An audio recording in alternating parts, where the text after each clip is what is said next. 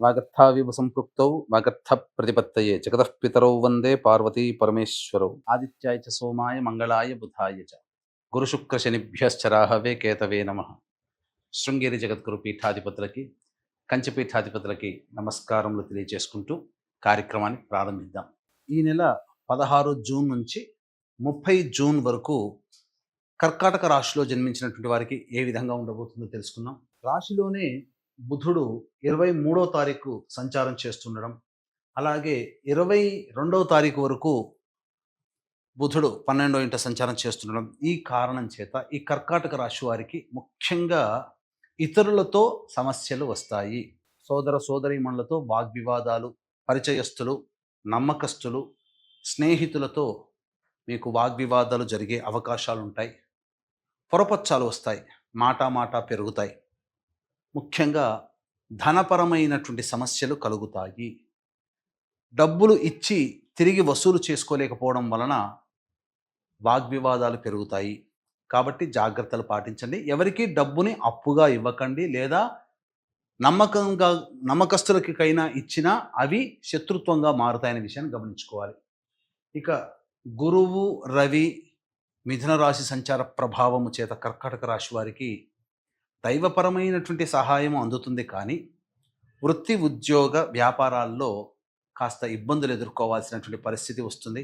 అకారణమైనటువంటి విరోధాలు కలుగుతాయి తోటి వారితో. అలాగే చెయ్యని పనికి తప్పులు పడాల్సినటువంటి పరిస్థితులు కలుగుతాయి. కాబట్టి జాగ్రత్తలు పాటించండి. నిరుద్యోగస్తులు ఉద్యోగం పట్ల బాగా శ్రమిస్తే తప్ప ఫలితాలు లభించినటువంటి పరిస్థితి. ప్రభుత్వ రంగంలో పనిచేస్తున్నటువంటి వాళ్ళకి మాత్రము ఇబ్బందులు తప్పవు. అలాగే ప్రభుత్వముతో లావాదేవీలు జరిపేటువంటి కాంట్రాక్టర్లకి సమస్యలు అధికమవుతాయి. బిల్స్ శాంక్షన్ కాకపోవడము, ధనపరమైన సమస్యలు అధికంగా ఉంటాయని చెప్పవచ్చు. ఇక కుజ కేతు గ్రహ సంచార ప్రభావము చేత మీ వాక్కు వలన ఎదుటి వాళ్ళు ఇబ్బందులు పడతారు. కాబట్టి మీరు మీ మాట ఏదైనప్పటికీ ఎదుటి వాళ్ళని బాధ పెట్టేటట్టుగా ఉంటుందని గ్రహిస్తారు వాళ్ళు. కావున ఈ కర్కాటక రాశిలో జన్మించినటువంటి వారు కుటుంబ సభ్యులతో వాగ్వివాదాలు చేయకపోవడమే మంచిది. కాబట్టి ఎంత తగ్గితే అంత మీకు అనుకూలంగా ఉంటుందనే విషయాన్ని గమనించుకోవాలి. ఇక అష్టమ రాహువు కూడా అనుకూలంగా లేని పరిస్థితులు. కావున ప్రయాణాల్లో కావచ్చు, మామూలు రోజులైనా కావచ్చు, అనుకోని సమస్యలు, అనారోగ్య సమస్యలు వస్తాయి. ఎందుకు వస్తాయి, ఎందుకు తగ్గుతాయో తెలియదు, కానీ అనారోగ్య సమస్యలతో బాధపడతారు. అవే వాడంతట అవే మళ్ళీ కొంతకాలానికి తగ్గుతాయి. ఇది గమనించదగినటువంటిది. ఇక శనిగ్రహ సంచార ప్రభావం కూడా అనుకూలంగా లేని కారణం అంటే ఏమవుతుంది, ఇక్కడ దైవ అనుగ్రహాన్ని పొందమని ఆ గ్రహ సూచన. కాబట్టి దైవానుగ్రహాన్ని పొందే ప్రయత్నం కర్కాటక రాశి వాళ్ళు చేయాలి. ఇక శుక్రుడు కూడా మేషరాశి సంచార ప్రభావము వలన అనుకోని సమస్యలు పెరుగుతాయి. కుటుంబంలో ప్రశాంతత లోపిస్తుంది. అలాగే ముఖ్యంగా స్త్రీలకి సాటి స్త్రీలతో, పురుషులకి స్త్రీలతో సమస్యలు అధికమవుతాయి. వాగ్వివాదాలు పెరుగుతాయి. విలువైన ఆభరణాలు కొనాలనే ఉద్దేశం పేర నష్టపోతారు. ఎదుటి వాళ్ళ మోసానికి గురయ్యే అవకాశాలు శుక్రగ్రహ సంచార ప్రభావం వలన కలుగుతాయి ఈ కర్కాటక రాశిలో జన్మించినటువంటి వారికి. కాబట్టి ఏదో తక్కువగా వస్తుందనేటువంటి ఆకర్షణతో మీరు ప్రలోభాలకి గురయ్యారు అని అంటే ఖచ్చితంగా సమస్యలు ఎదుర్కోవాల్సినటువంటి పరిస్థితి. ఏతావాత చెప్పొచ్చేది ఏమిటంటే, ఒక గురువు సంపూర్ణంగా కొంతవరకు మేలు చేస్తున్నారు, కానీ మిగతా అన్ని గ్రహాలు కూడా అనుకూలంగా లేనటువంటి పరిస్థితి కర్కాటక రాశి వారికి.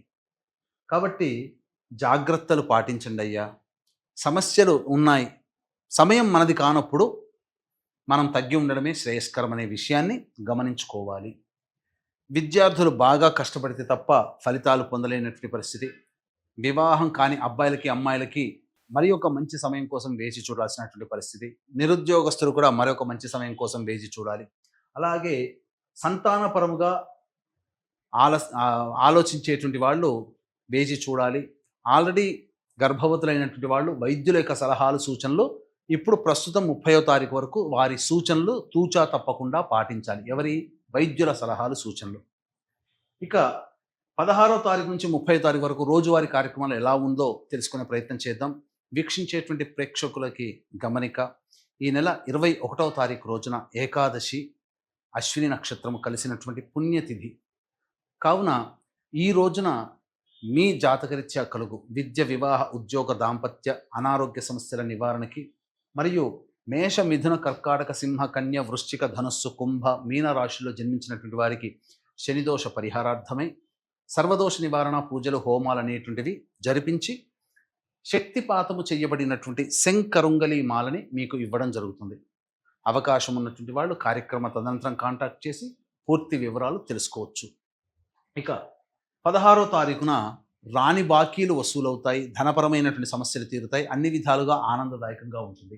17, 18 తారీఖుల్లో మానసిక ప్రశాంతత లోపిస్తుంది, పీడకలలు వస్తాయి, ఏదో మతి భ్రమించినట్టుగా ఒకటి చేయబోయి ఇంకొకటి చేస్తూ ఉంటుంటారు, కష్టాలు కూడా ఉంటాయి, ఖర్చులు కూడా అధికంగా ఉంటాయని చెప్పవచ్చు. 19, 20వ తారీఖుల్లో సంతానం మూలకంగా ఖర్చుల సమస్యలు పెరుగుతాయి, విభేదాలు కూడా పెరుగుతాయి, ఖర్చులు కూడా పెరుగుతాయి. అలాగే ఆస్తి వివాదాలకు సంబంధించినటువంటి ప్రయత్నాలు ముందుకు సాగుతాయని చెప్పవచ్చు. 21, 22, 23, 24 తేదీల్లో ఇది కీలకం. అన్ని విధాలుగా అనుకూలంగా ఉంటుంది. అన్ని వృత్తి, ఉద్యోగ, వ్యాపారాల్లో వాళ్ళకి లాభసాటిగా ఉంటుంది. ధనపరమైనటువంటి సమస్యలు తీర్చుకుంటారు. ఇక 25, 26వ తారీఖుల్లో ప్రభుత్వ రంగ సంస్థల్లో పనిచేసేటువంటి వాళ్ళు లేదా ఉద్యోగ వ్యాపారంలో ఉన్నటువంటి వాళ్ళు ధనాన్ని నష్టపోయే అవకాశాలు ఉంటాయి. అనవసరమైనటువంటి ప్రయాణాలు చేస్తారు. కార్యహాని అలాగే ఆటంకాలు గోచరమవుతున్నాయి. నిద్ర పట్టనటువంటి పరిస్థితి. ఇక 27, 28, 29వ తారీఖుల్లో పెండింగ్లో ఉన్నటువంటి పనులు పూర్తి చేసుకుంటారు. శిరోబాధలు ఉంటాయి. అలాగే ఒక బాధ్యతను కంప్లీట్ చేసుకున్న ఆనందంతో విందులు వినోదాల్లో కుటుంబ సభ్యులతో పాల్గొంటారని చెప్పవచ్చు. 30వ తారీఖు రోజున ప్రధానంగా గృహపరమైనటువంటి సమస్యలు వస్తాయి. ఆలోచన చేసినటువంటి పనులు ఆలస్యం అవుతాయి. అలాగే ఖర్చులు కూడా అధికంగా ఉంటాయని చెప్పవచ్చు. తర్వాత చెప్పొచ్చేది ఏంటంటే కర్కాటక రాశి వారికి అనుకూలముగా లేదు. అలాగే ఈ కర్కాటక రాశిలో జన్మించినటువంటి వాళ్ళు సమస్యల పరిష్కారం కోసం ప్రతిరోజు నవగ్రహాల చుట్టూ శివాయ నమః అంటూ 27 ప్రదక్షిణలు చేసి శివాలయ సందర్శనం చేసుకున్నట్లయితే చాలా మటుకు సమస్యలు శాంతింపబడతాయి.